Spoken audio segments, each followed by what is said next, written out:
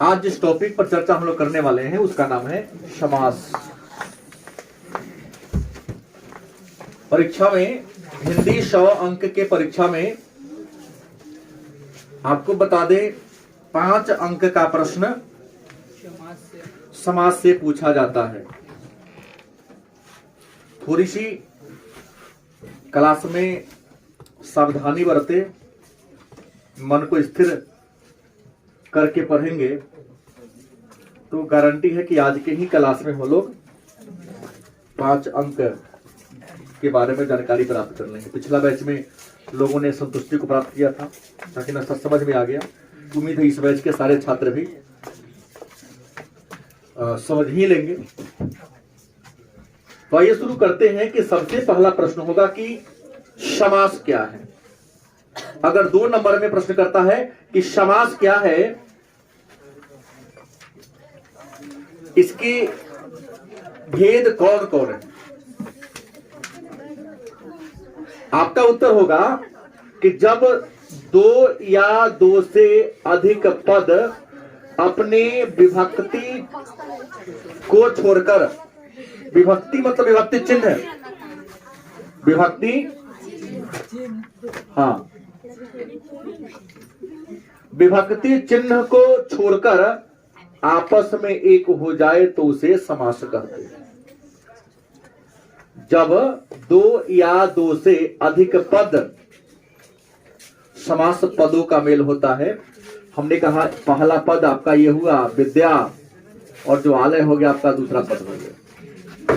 कहा कि जब 2 या 2 से अधिक पद अपने विभक्ति, विभक्ति कारक की होती है ना, जैसे कर्ता ने कर्म को पढ़ाया हूं कारक। तो जब 2 या 2 से अधिक पद अपने विभक्ति चिन्ह को छोड़कर आपस में क्या हो जाए, एक हो जाए, माने मिल जाए, तो उसे क्या कहते हैं, क्या कहते हैं, मतलब समास क्या है, तो जोड़ने की प्रक्रिया है। समास क्या है, पदों को जोड़ने की प्रक्रिया को, गलत कि सही। जैसे मेरा एक पद है विद्या जोरालय, क्या है, विद्या जोर आलय, क्या होगा, विद्यालय। बैठा लो, उसको भी बैठा लो। क्या होगा, विद्या जोर आलय, बैठा लो हुआ। इसका मतलब क्या होगा, विद्यालय। तो हमने कहा, ध्यान देंगे, समास क्या है, चर्चा किया था कि जब 2 या 2 से अधिक पद अपने विभक्ति चिन्ह को छोड़कर आपस में एक हो जाए, मतलब मिल जाए, तो उसे समास कहते हैं। विभक्ति मतलब कारक के चिन्ह। जैसे विद्यालय का विग्रह क्या होगा, विद्यालय को विस्तार से लिखने से विग्रह होगा विद्या के लिए आलय। विद्यालय का विग्रह क्या होगा, विद्या के लिए आलय, मतलब विद्या के लिए घर। तो विभक्ति चिन्ह को हटा दो तो क्या बन जाएगा, विद्यालय। तो विभक्ति चिन्ह को छोड़कर क्या हो जाए, एक हो जाए, मिल जाए, तो उसे क्या कहते हैं, समास। मतलब समास क्या है, तो समास जोड़ने की, समास क्या है, तो समास जोड़ने की प्रक्रिया। आप दोनों बेंच छोड़ दीजिए, उधर जाइए। समास क्या है, जोड़ने की प्रक्रिया। दूसरा प्रश्न है, समास विग्रह क्या है। टॉपिक क्या है, समास विग्रह क्या है। आपका उत्तर होगा समासिक पद को विभक्ति चिन्ह के साथ लिखना। समासिक पद को विभक्ति चिन्ह के साथ मस्त विस्तार से लिख देना। समासिक पद को विभक्ति चिन्ह के साथ लिखना मतलब विस्तार से लिख देना, क्या कहलाता है, समास विग्रह कहलाता है। समासिक पद को विभक्ति चिन्ह के साथ क्या कर देना, क्या कहलाता है, समास विग्रह कहलाता है। एक मिनट, हेलो, हाँ खुश रहो। कल तू आई थी पढ़ने, पता पढ़ाई है, कहती कि नहीं आए थे तो कहते छुट्टी है। प्रश्न है, समासिक पद को विभक्ति चिन्ह के साथ क्या कर देना, लिख देना, समास विग्रह कहलाता है। जैसे कि समासिक पद क्या है, चंद्रशेखर। समासिक पद क्या है, कोई पूछेगा तो चंद्रशेखर का विग्रह करो, तो चंद्रमा हो जिसके सिर पर, चंद्रशेखर का विग्रह क्या होगा, चंद्रमा हो जिसके सिर पर। गलत सही। एक फिर कहेगा महात्मा का विग्रह करो, महात्मा का क्या करना, विग्रह करना है, तो महान हो आत्मा जिसकी, महात्मा का विग्रह क्या होगा, समास विग्रह क्या होगा, महान हो आत्मा जिसकी। फिर अगर पूछ दे कि माता पिता का विग्रह करे, माता और पिता, माता पिता का समास विग्रह क्या होगा, माता और पिता। तो समासिक पद को विभक्ति चिन्ह के साथ चंद्रमा हो जिसके सिर पर, तो वो भी विभक्ति है ना, विस्तार से लिख देना, समास विग्रह कहलाता है। तो उम्मीद है कि अगर आपसे 2 नंबर का प्रश्न करे कि समास किसे कहते हैं, लिखा जाएगा जब 2 या 2 से अधिक पद अपने विभक्ति चिन्ह को छोड़कर आपस में एक हो जाए तो उसे समास कहते हैं। जैसे विद्या जोरालय बराबर, या चंद्रमा हो जिसके सिर पर बराबर चंद्रशेखर। गलत कि सही। समास जोड़ने की फिर अगर 2 नंबर का प्रश्न आगे कर दे कि समास विग्रह क्या है, समास विग्रह क्या है, तो समासिक पद को, समासिक पद यहां शब्द से ले सकते हैं, पद मतलब शब्द के सेंस में है। समासिक पद को विभक्ति चिन्ह के साथ लिखना, मतलब समासिक पद को विस्तार से लिख देना। समासिक पद को विभक्ति चिन्ह के साथ लिखना मतलब समासिक पद को विस्तार से लिखना। मेरा समासिक पद क्या है, क्या है, चंद्रशेखर। विस्तार क्या होगा, चंद्रमा हो जिसके सिर पर। वही कहा कि समासिक पद को विभक्ति चिन्ह के साथ क्या कर देना, मतलब चंद्रशेखर को हमने क्या लिखा,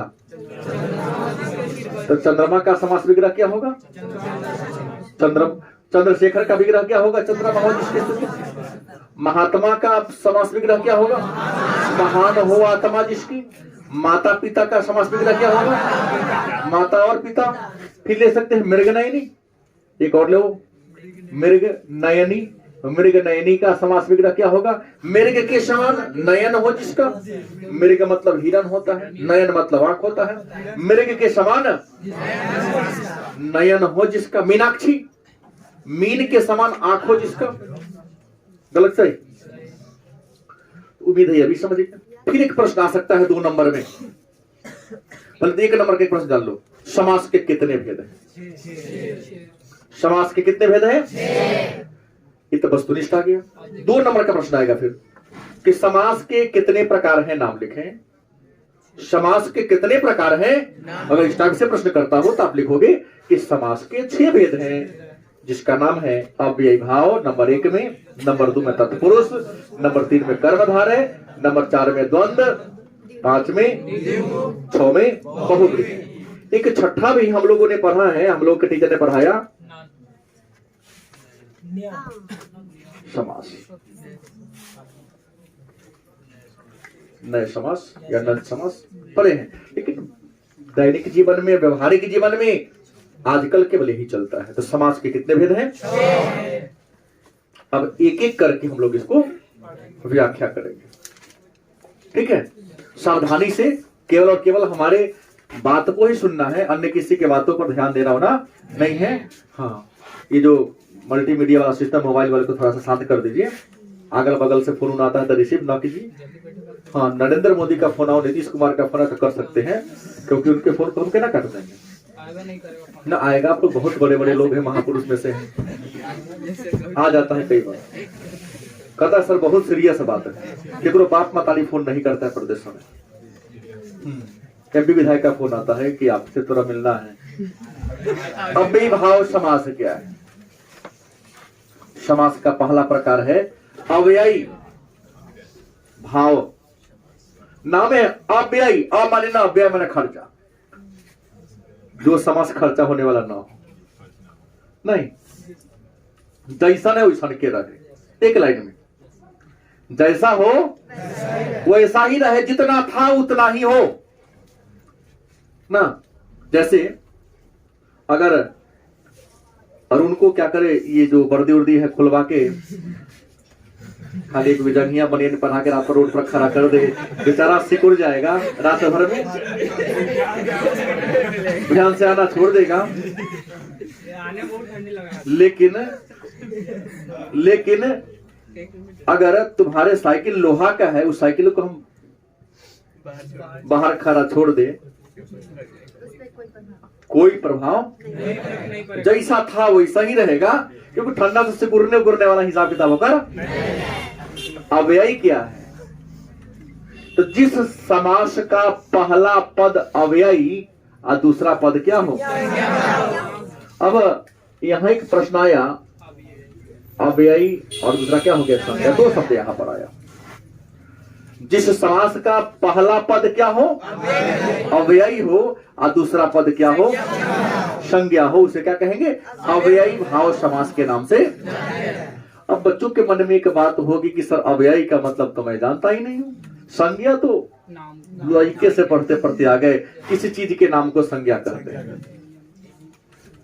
अव्ययी कारक जब मैं पढ़ा रहा था, सर्ग और प्रत्यय पढ़ा रहा था, तो आपको बताया था, मैं याद होगा क्या बताया था कि जो जिस पर लिंग, वचन और पुरुष का प्रभाव ना पड़े। एक वचन में भी वही होगा, बहुवचन में भी, स्त्रीलिंग भी उसका वही होगा, पुल्लिंग भी उसका, कोई फर्क ना पड़े, जैसा था वैसा ही रहेगा, उसे कौन समास कहेंगे? तो पहला पद क्या हो और दूसरा पद क्या हो? उदाहरण, दिनों दिन, पहला पद क्या है? दिनों दिन। तो इस दिन का स्त्रीलिंग क्या होगा? पुल्लिंग क्या होगा? एक वचन क्या होगा? बहुवचन क्या होगा? कुछ नहीं होगा, जैसा नहीं वैसा के रहेगा। तो क्या हो गया? अविभाव समास। उदाहरण दिया है, रातों रात, रात का स्त्रीलिंग का हो या पुल्लिंग का हो, एक वचन का हो, द्विवचन का हो, 100 में रातें रहेगा, इना के दिन हो जाएगा या नहीं ना होगा? यथा शक्ति, यथा का स्त्रीलिंग नहीं, यथा पुल्लिंग, यथा ही होगा, एक वचन, बहुवचन। तो कहता है कि जिसका पहला पद क्या हो और दूसरा पद क्या हो? शक्ति किसी का नाम हो सकता है, रात किसी का नाम हो सकता है, दिन किसी का नाम हो सकता है, जन्म किसी का नाम हो सकता है, मरण किसी का एक नाम है ना। तो दूसरा पद क्या हो? पहला। दूसरा, जिसका पहला व दूसरा पद दोनों समान हो। जिसका पहला और दूसरा बीच में संयोजक चिन्ह लगा हो। ध्यान रखो, हिंदी में जो ये होते हैं ना दो शब्दों के बीच में, इसको संयोजक चिन्ह कहते हैं, जिसको आप लोग हाइफन अंग्रेजी वाले कहते हैं, हम लोग हिंदी वाले हैं। तो जिसका पहला और दूसरा पद क्या हो? बीच में हाइफन लगा हो, लेकिन पहला और दूसरा पद क्या हो? क्या कहते हैं? कहोगे कि सर हमारे गुरुजी ने तो 10-11वीं तक उतने विद्वान नहीं है, लेकिन पढ़ाए हैं कि जौना के बीच में ऐसा लगा हो उसको हम द्वंद्व समास, चार्थे द्वंद्व, यही पढ़े आप लोग अभी तक। उल्टा मैं नहीं पढ़ा रहा हूं, विश्वासघात मैं कभी करूंगा, सोचो कि नहीं चलिएगा। हम अपने जीवन काल में हमने अनुभव किया, कंपटीशन की परीक्षा देने में कई बार ऐसा मौका हमको मिला, तो अपने तरफ से सोचे कुछ दिया जाए, बच्चा न फंसे। जिसका पहला और दूसरा पद दोनों क्या हो और बीच में क्या लगा हो, तो कौन समास होगा? सामान्य रूप से कहता है कि बीच में संयोजक हो तो क्या होगा? द्वंद्व समास। लेकिन इसका दोनों पद क्या हो? प्रधान है। अरे दोनों पद क्या प्रधान नहीं है, समान है, अंतर देखना है। दोनों पद क्या है? जैसे धीरे धीरे, धीरे भी और कोई अंतर है? दीर्घकार दीर्घ ए, दीर्घकार दीर्घ ए, मात्रा है ना। आगे आगे, पीछे पीछे, ऊपर ऊपर, नीचे नीचे, भाई भाई, बहन बहन, रात रात, दिन दिन, और अगले का पिछले का दोनों क्या हो, क्या कहोगे? लइके से तो पढ़ते आ रहे हैं कि जिसका पहला पद प्रधान हो, क्या गलती की सही? तो जिसका पहला पद प्रधान हो, जिसके बीच में हाइफन लगा हो लेकिन पहला दूसरा पद समान हो, और जिसका पहला पद अव्ययी और दूसरा पद क्या हो, इसे क्या कहते हैं? उदाहरण कुछ दिया हूं, दिनों दिन, रातों रात, यथाशक्ति, अजन्म, आमरण, धीरे धीरे, आगे आगे, पीछे पीछे, हाथ साथ साथ भी चलेगा ना। मात्रा भी चेंज होगा तो नहीं होगा। जैसे धीरे धीरे हुआ तो धीरे धीरे फिर अलग हो गया, तो चलेगा ही ना चलेगा, समान होनी चाहिए। अगर ये आप लोग समझ गए तो मैं यहां पर आऊंगा। बोलो सारे लोग, लड़कियां बुझाई हो, ऊपर वाले महापुरुष लोग बुझाया कि नहीं? तत्पुरुष समास क्या है? तत्पुरुष समास क्या है? तो जिसका अंतिम पद प्रधान हो, आप लोग ये पढ़े होंगे, जिसका अंतिम पद, अंतिम पद मतलब दूसरा का पद, अंतिम पद मतलब जिसका अंतिम पद प्रधान हो या जिसका दूसरा पद, कौन समास कहेंगे? तत्पुरुष समास के नाम से। लेकिन आप लोग तो इतने महान हैं सर, केना बुझबे दूसरा का पद प्रधान कौन है? मतलब सब प्रधान लगे नहीं। सामान्य से होटल में नाश्ता करने जाते हो तो सिंघारा खाओ के लिट्टी खाओ, लालमोहन खाओ के रसगुल्ला, ये में कंफ्यूज हो जाते हैं। वो दोनों में से को दे दा, दोनों के टेस्ट ले ले, परेशानी बढ़ जाती है। तो हम आए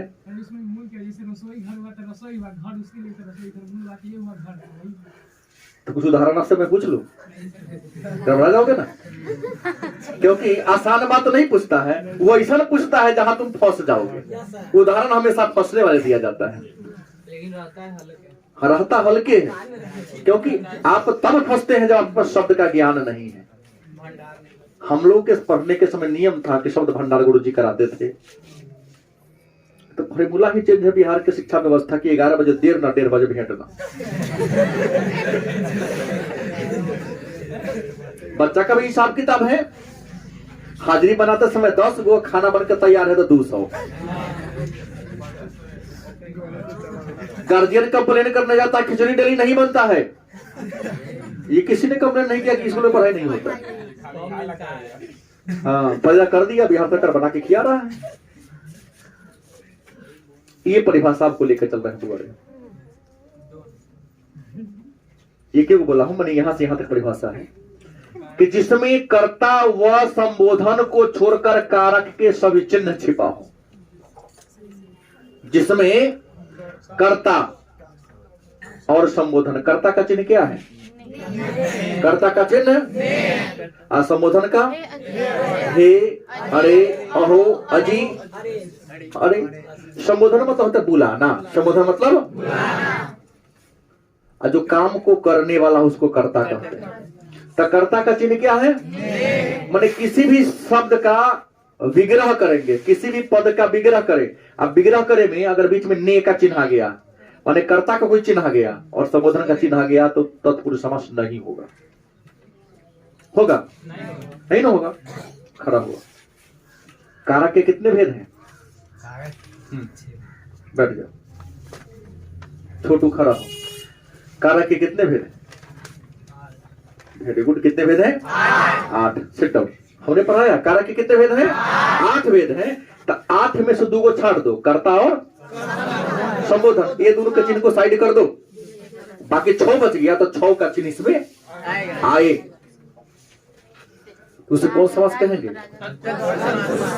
अब पहले का तो है जिसका अंतिम पद प्रधान हो, मैंने दूसरा पद, जैसे राजपुत्र, राजा का, राजा का कारक का चिन्ह है कि ना?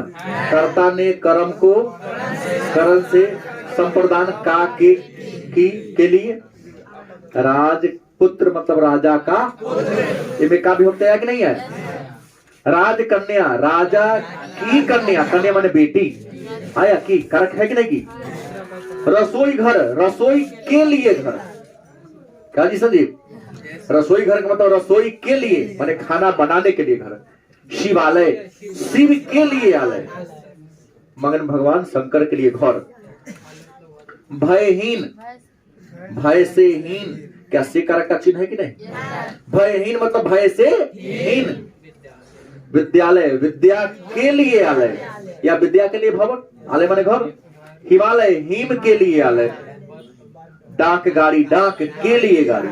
हमने कहा इस परिभाषा से हमारा आज तक मैंने अपने जीवन में कभी उदाहरण आया तो हम गलती नहीं पाए, सटीक हुआ। यहां से नहीं धराता है, लेकिन यहां से पूरा प्रश्न क्या होता है? धरा जाता है। तो अगर आप समझ गए तो गुड, नहीं तो एक और बताना पड़ेगा। समझ गए? परीक्षा पूछता कैसे पूछेगा? रसोई घर कौन सा मास है, यह ना कि वो चार ऑप्शन देगा, कंफ्यूज हो जाओगे। तो वहां विग्रह करना है। क्या करना है? कि उसमें कारक का चिन्ह कौन आ रहा है और दूसरा का पद क्या हो रहा है? प्रधान दिखा रहा है। दूसरा पद भी प्रधान दिखा रहा है और कारक का चिन्ह भी, तो कौन समास कहेंगे? चलिए, कर्मधारय समास बड़ी आसान है। क्या जी? कर्मधारय, हालांकि ज्यादा पूछता है यहां से चारों से पूछता है बेसी प्रश्न। क्या जी? कर्मधारय समास क्या है? हमने कहा जो विशेष्य की विशेषता को बताए। क्या हो? लेकिन याद रखना उपमा किसी का ना हो। विशेष्य की विशेषता को बताए, किसी की विशेषता बताए, लेकिन उस नाम से कोई बहुत बड़ा का आदमी या किसी भगवान का नाम फेमस ना हो, तो कौन समास होगा? एक लाइन मुझे बताओ ना, जो किसी की विशेषता बता, जो गुण धर्म को सिद्ध करता हो, रंग रूप आकार प्रकार गुण धर्म के बारे में जो बताता हो उसे कौन समास कहेंगे? कर्मधारय समास कहेंगे। लेकिन उदाहरण वह किसी का उदाहरण होगा तो कौन चलाएगा? और किसी का उदाहरण हो जाए, उपमा हो जाए तो कौन समास? और उदाहरण ना हो तो क्या लिखा? जो विशेष्य की विशेषता, जैसे हमने कहा काली गाय, तो गाय की विशेषता क्या है? काली है। गलती सही? चरण कमल, उसके चरण में पैर होता है, विशेषता क्या है? कमल के समान है। गलती की सही? विद्यार्थी, विशेषता है वो विद्या के लिए अर्थी, क्योंकि पढ़ने वाला है। तो जो विशेष्य की माने कौनो चीज के, वस्तु के, जगह के, स्थान के, किसी के विशेषता को अगर दिखाने वाला पद हो, कर्मधारय समास के नाम से। जैसे महात्मा, नहीं, यहां तो जितने बाबा लोग हैं सबको हम लोग महात्मा कहते हैं। महात्मा क्यों कहते हैं? उनकी आत्मा हृदय महान होती है। किसी मंदिर में जाके देखो, खाने समय पहुंचे, अपने ना खाए, खा लो, पा ले थोड़ा सा, जहां नहीं, जहां पर सुविधा है, और जो अपने मांग के कहते कहां से खिलाएंगे। लेकिन किसी मठ मंदिर में जाओ तो तुमसे पहला प्रश्न किया जाता है, क्या भोजन करोगे? उनकी हृदय, उनकी आत्मा क्या है? महान है। तो जो विशेष्य की विशेषता को बताए, जैसे महात्मा, जिसकी आत्मा क्या हो? महान हो। विशेषता आत्मा की महान है। मृग नहीं, जिसके नयन मृग के समान हो। मीनाक्षी, जिसका आंख मछली के समान हो। चरण कमल, जिसका जो चरण हो कमल के फूल के समान एकदम लालिमा लिए हुए हो। गोल मेज, मेज में टेबल होता है, टेबल की विशेषता क्या है? कि वह गोल है। गलती की सही? कृष्ण सर्प, सांप की विशेषता है कि कैसा है? करिया है। गोल घर, घर की विशेषता क्या है? उम्मीद है केवल यही उदाहरण नहीं है, लाखों और उदाहरण आपको मिलेंगे। लेकिन आपको समझना यह है कि यदि विशेषता को सिद्ध करे, विशेषता को दिखाए, क्या होगा? लेकिन उपमा नहीं हो, क्योंकि उपमा जैसे होगा बहुब्रीहि समास हो जाएगा। बच्चों से प्रश्न है, लड़का लड़की दोनों से। किसी को तकलीफ हो, दिख दर्द हो तो बोलो, ना तो आगे बढ़ो। क्लियर हो रहा है? अब है द्वंद्व समास। क्या है? शॉर्टकट में चार्थे द्वंद्व संस्कृत में पढ़े होंगे। मत जिस समासिक पद के बीच में च माने और का भाव छिपा हो। हम क्या लिखे हैं? जिसका दोनों पद प्रधान हो। आपको इतना ही जानना है, जिसका दोनों पद प्रधान हो। कौन समास? माने इधर वाला भी प्रधान हो और पहला दूसरा दोनों पद प्रधान हो। कौन समास होगा? लेकिन जोड़ लो तो दिक्कत भविष्य में कभी ना होगा। लेकिन क्या जोड़ना है? पहला और दूसरा पद समान, क्योंकि समान हो गया तो क्या हो जाएगा? दोनों प्रधान हो लेकिन समान हुआ तो, असमान न हुआ तो। क्लियर? तो जिसका दोनों पद लेकिन पहला और दूसरा पद समान, दोनों क्या हो? अलग अलग हो। या इसका और है जिसमें और का भाव छिपा हो। जिसमें क्या छिपा हो? और उसका विग्रह करेंगे तो बीच में और लिखाई करेगा। जब विग्रह करेंगे तो बीच में क्या लिखाएगा? दोनों पदों के बीच में संयोजक चिन्ह। तीनों कंडीशन देख लो। कैसे? चौथा कंडीशन इसका नहीं हो। क्यों होगा? न धराएगा। तीन को पूरा फॉर्मूले यहाँ आ गया। बचपन में ये पढ़े थे केवल आप, लेकिन के बाद आपने नहीं पढ़ा। उस समय उम्र कम था, दिमाग भी कम था। सर जी 5 मिनट याद ना है। टमाटर सर को बुखार लगा रही, छुट्टी है जो होता है।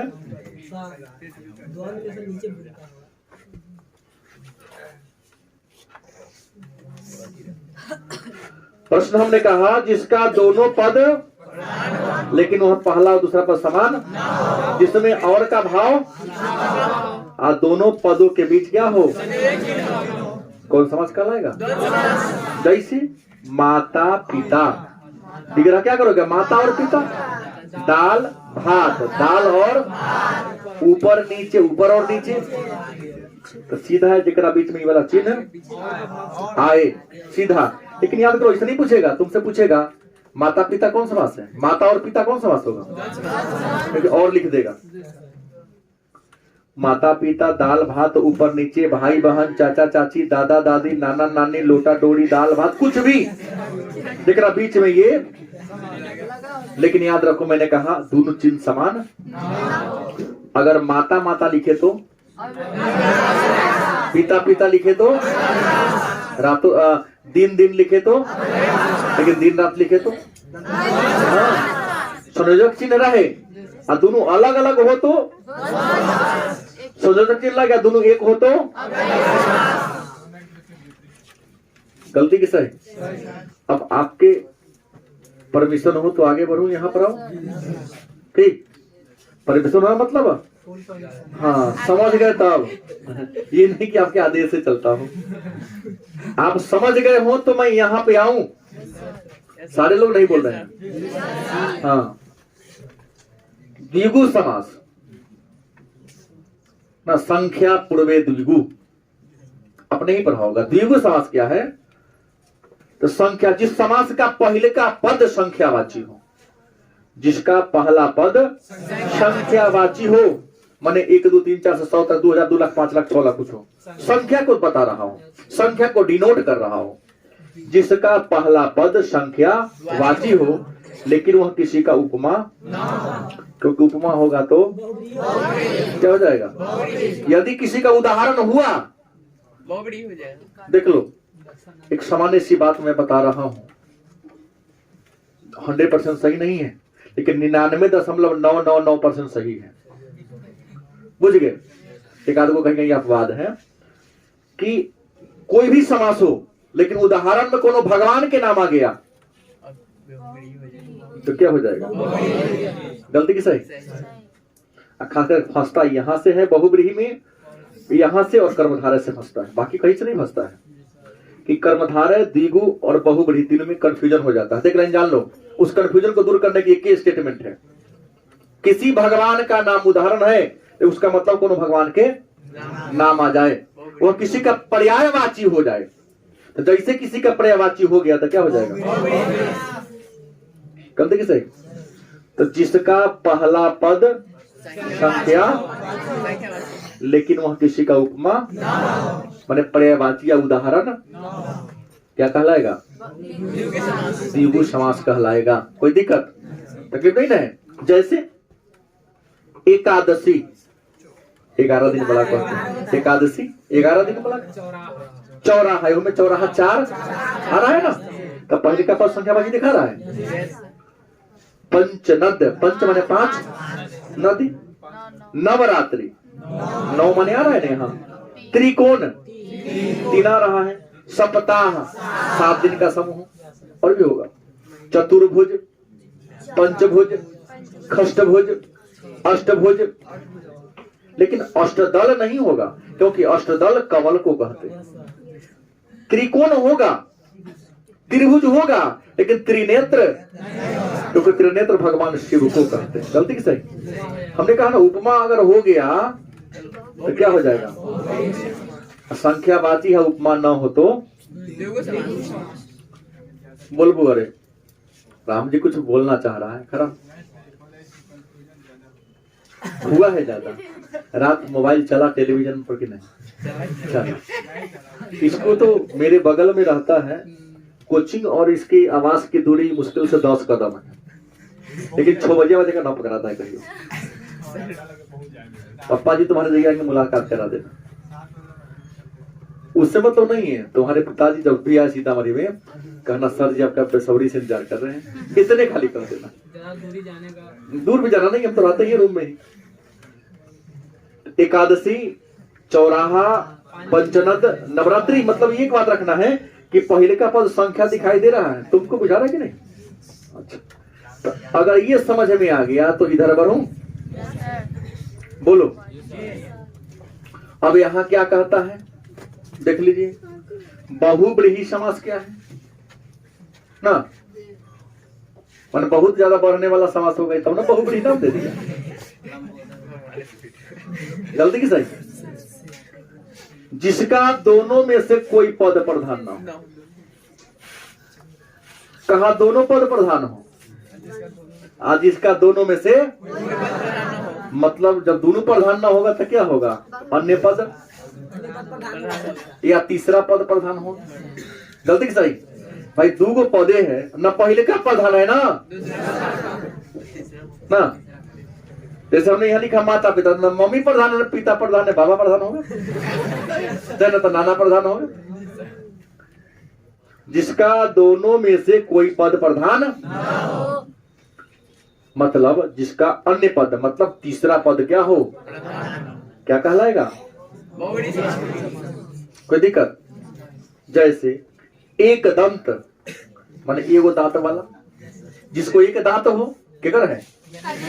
गणेश भगवान। हमने सीधा कहा ना, किसी भगवान वाला नाम को यहां ले लो, बहुब्रीहि होबे करेगा। 99.9% सही बात है। किसी भगवान का नाम वाला पर्यायवाची वाला कोई उदाहरण दे कि कौन समास है? एक लाइन में एक दंत, जिसको कैगो दांत हो? एक दांत हो जिसका मतलब कौन? लंबोदर, लंबा हो।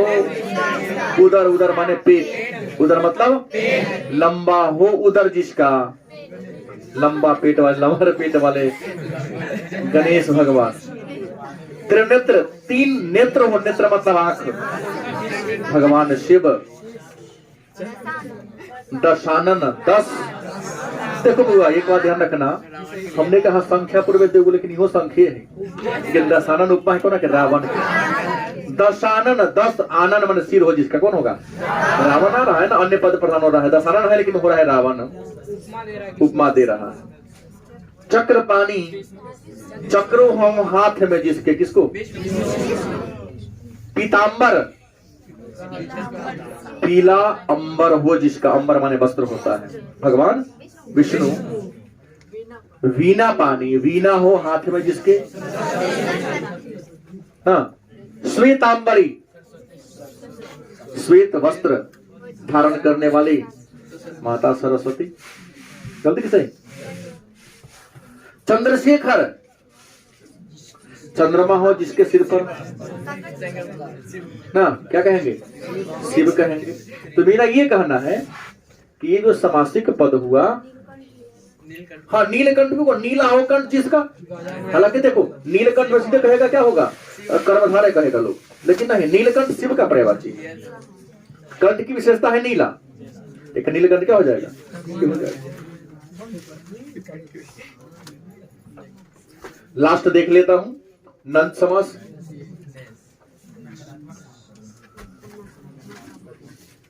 जिससे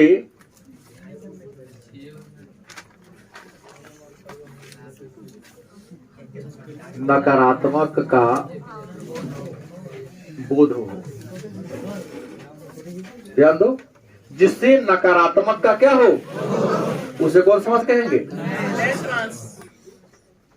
जैसे कुशासन, नेगेटिव का बोध हो, वह पद जिसे नकारात्मक होने का, नेगेटिव बातों का बोध हो। कुशासन, दुशासन, दुरात्मा, दुराचारी, कुपुत्र, कुपुत्री, हाँ अधर्म, कुकर्म, मतलब जिससे नकारात्मक बातों का ज्ञान हो, बोध हो, उसे कौन समास कहेंगे? नैष समास के नाम से। तो किसी छात्र को किसी प्रकार की परेशानी, देखिए फिर परेशानी हो तो आइए वन वन करके आपकी समस्या का मैं समाधान करूंगा। चंद्रशेखर के मन में कुछ प्रश्न उठ रहा है। प्रश्न क्या आया? कर्मधारय।